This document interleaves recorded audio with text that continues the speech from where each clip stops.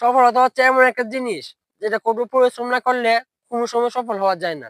আপনি বিল গেটসকে দেখেন, তিনি কঠোর পরিশ্রম করার ফলে তিনি আজ বিশ্বের সেরা একজন ব্যবসায়ী।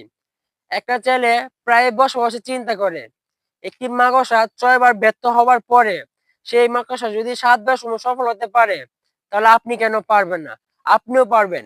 আপনার মনের ভিতরে ধৈর্য রাখতে হবে। সেই ছেলেটা তার বাবাকে গিয়ে জিজ্ঞাসা করলো, আমরাও তো মানুষ, ওরাও তো মানুষ।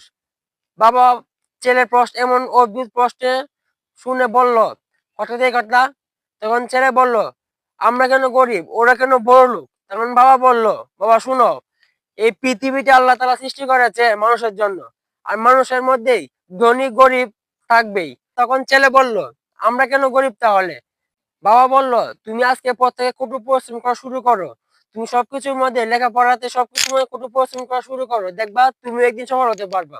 ছেলে বলল, আচ্ছা বাবা ঠিক আছে।